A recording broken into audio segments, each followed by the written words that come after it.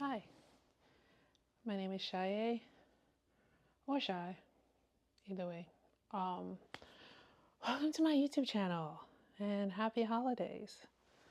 I, first of all, I got some really nice notes about the last video, which if you write, you know you're hypercritical, right? And I thought it was crap initially. But I felt inclined to share it because it's part of the theme of this video. I've had one of those years where it's been challenging. It's been challenging coming to terms with some truth, but also realize there are a lot of people around me who are experiencing the exact same thing, who are feeling very discombobulated, who are in a season of just challenging a lot of their personal identities. And so when those string of thoughts came to me in the pattern they came to me, I just felt like I should share it because there are people who are close to me who watch this. And I thought the message would hit home. So thanks for the kind notes, the people who sent me notes. That being said, today I wanted to talk about, again, it's the last month of 2025. It's December, hence the half-dressed tree. That's a work in progress. Don't look too closely. So I wanted to talk about what 2025 has looked like for me from a professional standpoint. If you've, again, watched these videos, which I'm sure a lot of people, there's not a lot of people watching it. These, like we've established, I'm doing a lot of this for myself. It's not, I'm clearly not going about it the way you're advised to do YouTube. Like I'm not marketing it. I'm not building a platform. I'm just sporadically spitting out videos. But 2025 has been particularly interesting for me professionally because I'm someone who's worked since I was 16. And 16 being like, I didn't start a career when I was 16, but I've had a job since I was 16 because that was about the year I migrated into this country and being an immigrant and, you know, my family just being in the position we were in. Everybody just had to contribute in some form. And I didn't mind. I liked working. I liked being productive. I like contributing. I'm a hard worker when I apply myself. So that has been a thing where I've always had a source of income and a way to care for myself since I was 16.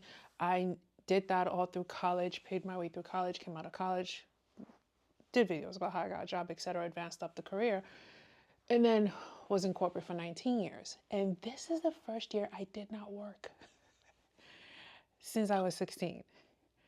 And it wasn't by choice. So late last year, I'm no different from a lot of people. And the reason I'm sharing is because I want less shame around it. Like there's nothing wrong with if you got laid off, if you're in the series of corporate layoffs that have happened this entire year and last year, it's highly likely it's nothing you did. It's just the economy is what it is. Performance is what it is. And someone like me who I've never been laid off till now, I have participated in layoffs. I mean, I don't take pride in it, but I said part of my job was consulting and coming in and making changes and shifting things and optimizing resources. So part of that sometimes makes you make difficult decisions like cutting headcount. And so I've been part of those discussions. And the irony about what happened this year, well, actually, technically it happened last year to me, was I was actively in those discussions again. I was there. I was planning numbers. I was counting heads. I was doing the thing, not knowing that my name was on somebody else's sheet. You know? And so when I got but what was interesting is when I got the call, it did not, like there's this, you know, if you've been on social media, a lot of people are recording like when they get the call, when they get the message, when they get the, you know, because that's how much it's happening.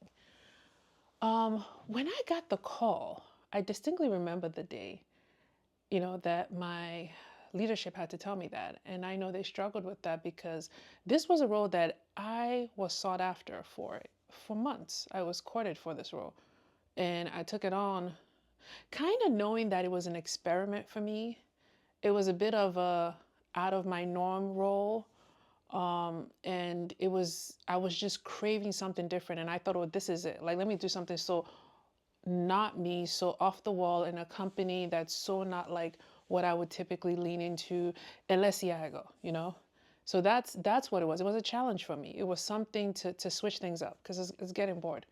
And I just thought this was what I wanted to do. So when they called me to say it, I knew it was challenging for the individual who was sharing the news with me because he was an active participant in courting me, to have to tell me, you know, after not too long a period, like, hey, you know, last in, first out, we got to cut some heads. He didn't say it like that. I'm paraphrasing. He was more sensitive than that. But I just remember being extremely calm. Like, I never knew what it would be like for me to be on the receiving end of that kind of a note. And I was just really calm. And even he noted it in several conversations with me and even in larger groups, like, Shai's taking this really well. And I couldn't articulate to anyone why I was. There was just something, the moment he said it, I was just like, yeah, that's cool. Like something in my head was like, yeah, we're done here. And in hindsight, I mean, I can laugh about it now. One could say it's probably denial. I realized I had checked out long before I got that call. I knew my spirit, myself, my purpose wasn't aligned with the work months before that. And I had subconsciously started doing things to kind of set up an exit, like delegating certain things and moving in a certain way that I think if you were paying very close attention or you knew how I worked, you'd be like, huh, that's not how she typically moves. But I also realized what it was again, it was one of those cases where I needed something different. But I thought, let me go do the same thing I've been doing in a different place with different people, and that would be different enough. And it wasn't.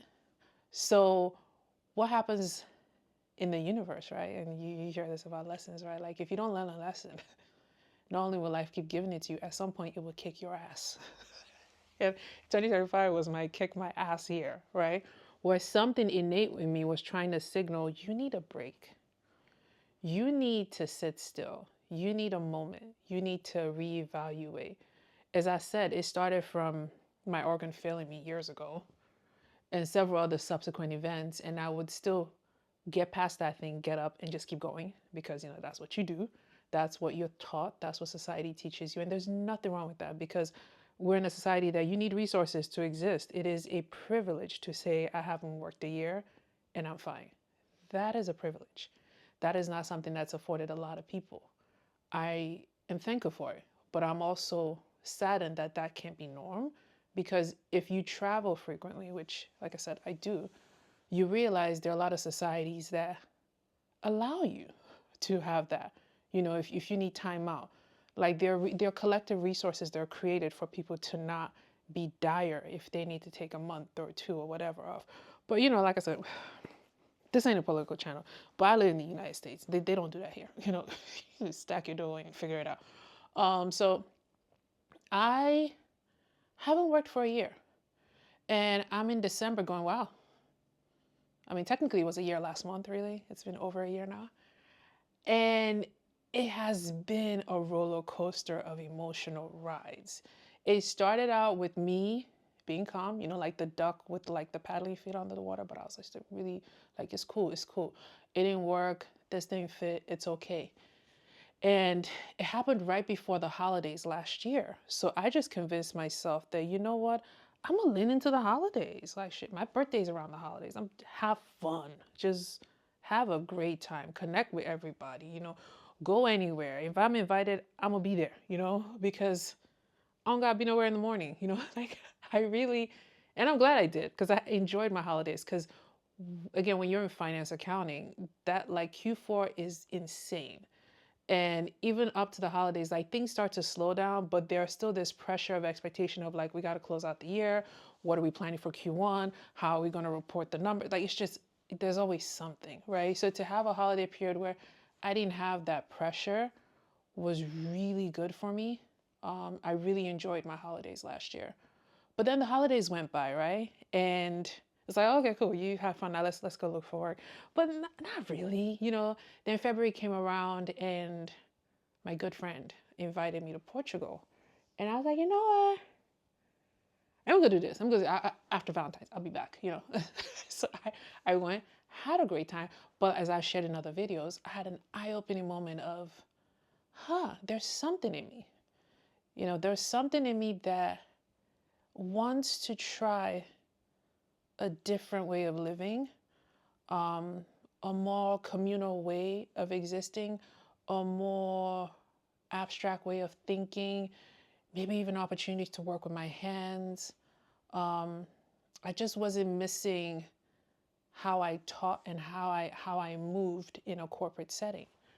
So long story short, I came back, started this channel, and then everything started unraveling from there. Um, there's not enough time to share that on here, but I went through, and the reason I'm sharing this is because when I was in the thick of this, I truly felt like, nah, I'm going mad. I'm the only person. You are the only person who will lose their job and then go down this road. And the truth is, oftentimes that's not true.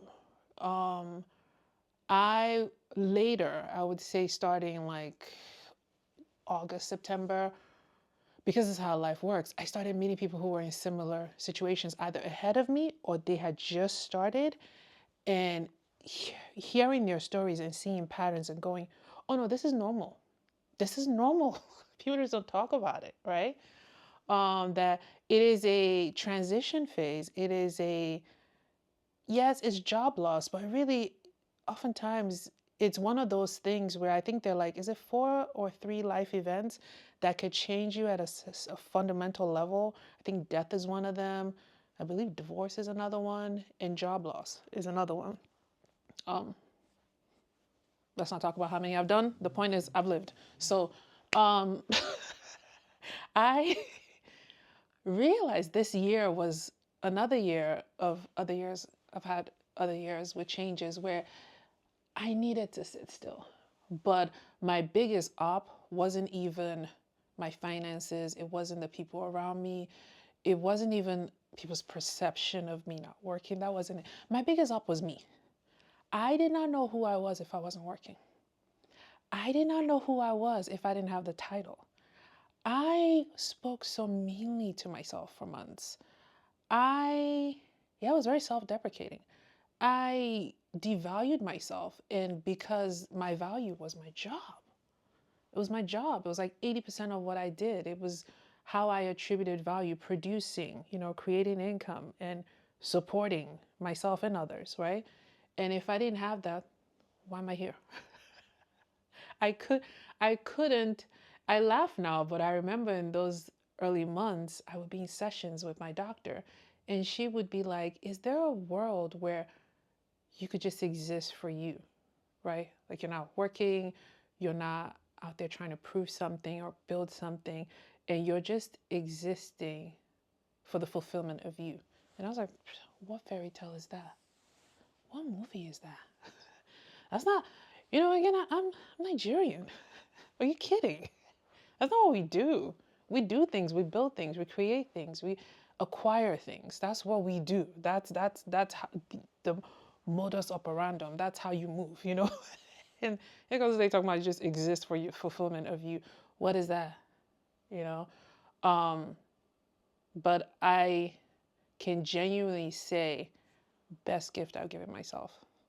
Best gift I've given myself. And if you're in a position where you can take some time off of the hamster wheel, and not significantly harm anything else in your life, because do the math.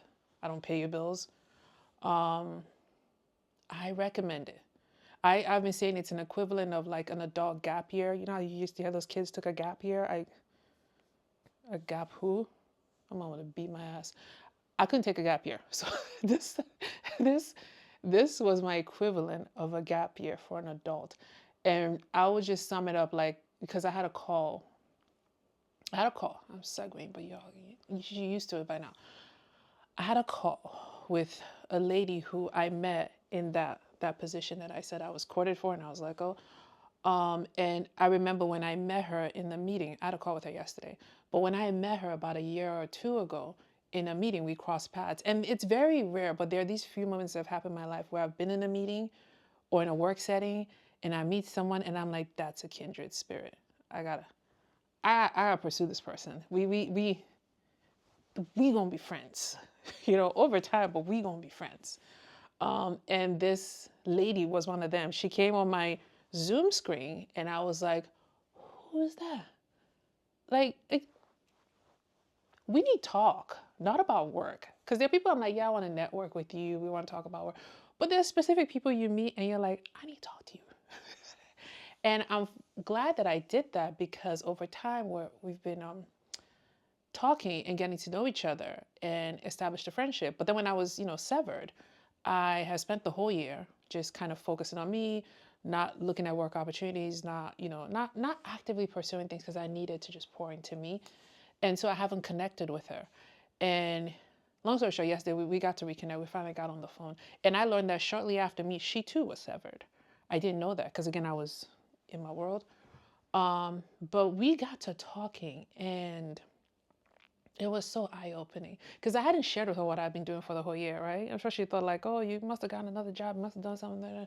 And I was like, girl, I'm in my house, and I'll share that later. Like I was like, I've gone through a whole self-discovery journey, and now I'm at peace with quiet days. I'm at peace with like doing things for myself that are not necessarily producing income or producing what other people would deem worthy, but they're internally fulfilling to me. Like I spent like 3 weeks wallpapering my house, and it was like the best thing I ever did. So it's like things like that. I was sharing with her. I was like, I realized using my hand and working with my hand has been so healing for me. And she shared similar. She was like, oh my God, it's the same thing I've been doing. She's been working on the exterior of her home, not the interior, and how that has been so healing and fulfilling for her, and how we both shared that we were so deeply entrenched in this thing, in this chasing and pursuing and succeeding, that we thought that was a thing. And when we were forced away from it, there was a period of like just almost not knowing what to do. And then it evolved into realizing, wait, that wasn't good for me. I wasn't okay. And I even shared with her, like I had people who were close to me after I shared that this had happened. They were like, I didn't know how to tell you this, but you weren't okay. Which, by the way, if your loved one is in a job and it looks very toxic or problematic or it's eating at their soul, you should say something to them, right? So they were like, yeah, you weren't okay. Like, I'm not celebrating this for you, but like, I think it's a good thing, you know? So we were talking about healing. And in this 1 year away from work, and I'm not saying I won't work forever because, my resources are limited. 2026, if you're looking to give me a very lucrative opportunity, you know where to find me. But gosh, I will finish this thought. I swear I will. What we both resonated were three things. One, being more open and communicative about what this experience has been like, not working, having been people who have advanced, succeeded, and worked for years and abruptly got yanked from underneath you. What has that felt like? What has that journey forced you to sit with and come to terms with? Two, sharing that before I go on to two. One, the reason why being open and communicative is key is because sharing that gives other people permission to share and also be okay and not internalize and carry some shame or some ridicule about how it's their fault, when clearly there are external factors abound that caused a lot of us to just be out on the streets, So that's number one. Number two was doing things with your hands, especially if you're someone who's been in professions where you've used your brain a lot, like that's been the default programming. Forcing yourself to do things with your hands is incredibly healing. And three, not defining yourself by productivity. That is hard because in America, which is where I live, oftentimes you go to social settings and the first thing people are going to ask you is, what do you do? It was a big reason why in the first few months of this happening, I was hesitant to go socialize with new people, because that conversation of what do you do always comes up. And what was interesting though was when I traveled outside the US, not once in those societies did people ask me what I did. I don't care. They were more intrigued about other interesting things about me, Like, what are your hobbies? What are your interests? how do you have fun? You know, where did you get those outfits? What are you into? They never were like, what is your capital producing ability? But here, it's just how we're programmed. It's the thinking. So you often, as an adult, feel isolated if you can't follow that question up with something interesting and intriguing and amazing and like very lucrative. So learning that, reteaching myself, like my identity can't be what I produce. It just can't. It's it's also just sad when you assess it for what it is. Why would that be what I want my identity to be? So I wanted to share in a very long-winded way what 1 year of unemployment has forced me to come to terms with, and how I would have never actively sought this year out, but I can now sit here in December and say, yeah, I needed this year. Oh, I needed this year. I I needed this so bad, and I am thankful that I could have it and still sit here and be smiling and laughing. And we'll see what next year brings, but it has made me okay with not knowing the next thing, because I know I'll be fine. You always end up exactly where you're supposed to be. It's probably a good note to end this rant on. So that was today's rant. Happy holidays. Like I said, don't look too closely at that. I'm still working on it. It's not even a quarter of the ways there, but it was a nice background to have. All right, you have a nice one. I'll see you on the next one. Bye.